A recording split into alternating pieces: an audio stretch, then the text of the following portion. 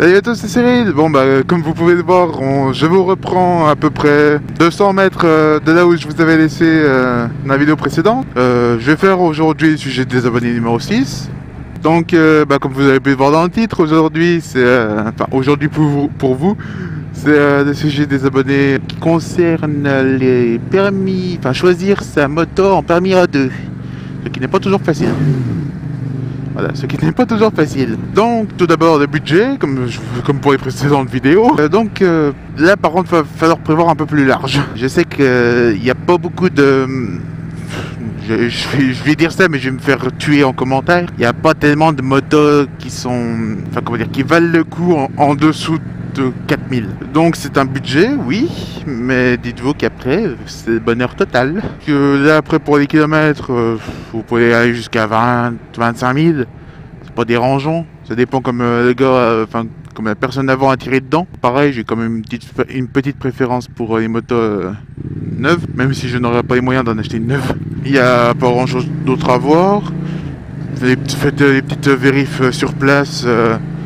Si vous voulez acheter d'occasion, ça par contre je rentrerai pas là-dedans, j'y connais rien. Pour les catégories, je vais faire comme dans les autres vidéos, je vais vous en citer quelques-unes par catégorie pour vous donner des idées. On va commencer par les trails, oui c'est une catégorie que j'aime. Vous avez la Tiger 800 de Triumph, vous avez la 650 Vestrom de Suzuki et vous avez la 650 Versys. Donc l'avantage des trails c'est le confort. Le fait qu'on peut faire beaucoup de routes sans forcément se tuer le dos, ça ne vibre pas beaucoup. Et aussi, vous pouvez faire pas mal de bornes avec un plein. Ça, c'est les avantages d'un trail. Après, au niveau des désavantages, des inconvénients plutôt, c'est que ça fait un peu style personne âgée, on va dire, pour beaucoup. C'est pas bien ça, monsieur. Après les sportives, vous avez la Ninja 300, Yamaha R3, la KTM RC 390, il me semble. Et sinon, vous avez les SVS. Les avantages des sportives, c'est que tu peux t'amuser en courbe avec. Par contre, ça tire pas mal sur le dos et au bout d'un moment vous avez mal aux bras et aux jambes parce que vous êtes recroquevillé, donc au bout d'un moment ça fait mal au dos et aux bras et aux jambes. C'est quand même des bonnes motos, hein. Je dis pas le contraire, mais je dirais juste qu'en A2 je prendrais pas une sportive. Je préfère économiser pour une plus grosse. Après en roadster, vous avez la MMR, vous avez les SV, Street Triple. Oui, il y a des Street Triple bridables en A2, puis autrement vous avez tout ce qui est Z300E, des trucs comme ça. Les avantages des roadsters, pas mal de chances de vous amuser, parce que ça penche, ça a de la puissance, mais c'est gourmand. Je m'explique, c'est-à-dire que moi je fais rarement plus de 180 km avec un plein. C'est un truc que qui ne me plaît pas avec la MT. Après au niveau confort, je vous conseille de mettre une selle confort dessus si vous voulez un minimum de confort. Parce que sinon, il serait que certaines sont bien tape-cul. Les inconvénients, c'est que pour beaucoup, il n'y a pas de bulle à l'avant.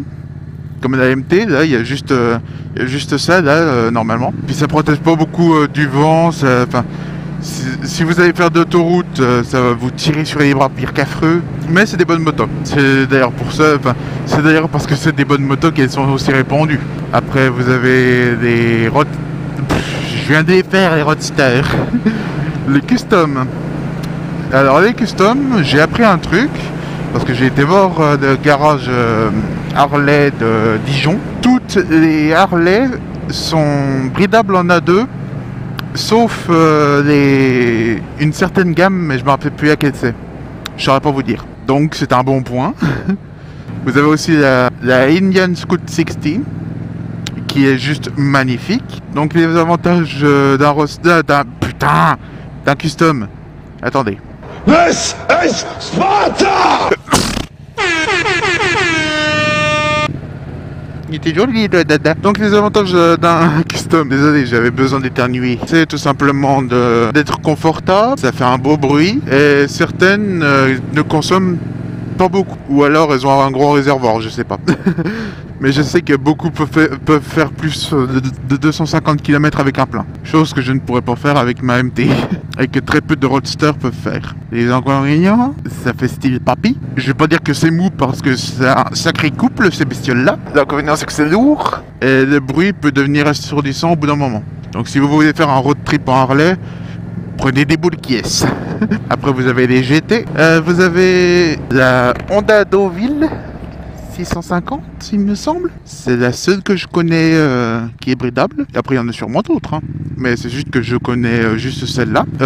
Ah oui, j'ai oublié, en custom vous avez aussi les Yamaha Dragstar et les 650 Shadow qui sont très bien. Donc pour en revenir à la Deauville, c'est une moto magnifique qui ne consomme presque rien. Vous pouvez faire énormément de kilomètres avec, plus de 300 il me semble. Oui, je dis il me semble parce que je ne vérifie pas. Et comme je vous ai dit dans la vidéo d'avant, j'improvise tout. Donc pour en revenir à la Deauville, avec une série confort, c'est confortable. C'est à peu près autant confortable qu'un custom, voire même plus. Vous pouvez mettre énormément de choses dans les valises de top case et surtout sur l'autoroute, vous serez tranquille. Mais en fait, c'est limite une voiture cette bestiole là. Après, qu'est-ce que j'ai oublié comme catégorie, dites-moi? Les supermotards. J'ai blâmé un coup les supermotards. Je sais que je vais me faire lyncher pour ça. Les supermotards, ce n'est pas mon truc. Mais vous avez des 690 SMCR. Honnêtement, ça vibre, mais un truc de malade. Vous avez les 660 XTX. Vous avez les DRZ. Il me semble que ça s'appelle comme ça. C'est à peu près tout en bonne moto. Enfin, bonne supermoto. Les avantages et les inconvénients. Les avantages, c'est que vous allez vous amuser avec ça. Les inconvénients, c'est que c'est pas confortable, ça consomme énormément. Oui, c'est des belles motos, mais c'est pas moi. Enfin, c'est pas à mettre entre toutes les mains aussi. Parce que vous allez vous faire pour être de frayeur avec. Donc, voilà, c'est à peu près tout ce que j'ai à dire pour les supermotos. Et pour les moteurs 2 en général. Donc je vous souhaite une très bonne journée ou fin de soirée, on sait pas. Enfin je sais pas, vous savez. N'hésitez pas à commenter, liker et partager. Le mot de fin ce sera pont, parce que je passe sur un. Salut à tous, amis motards.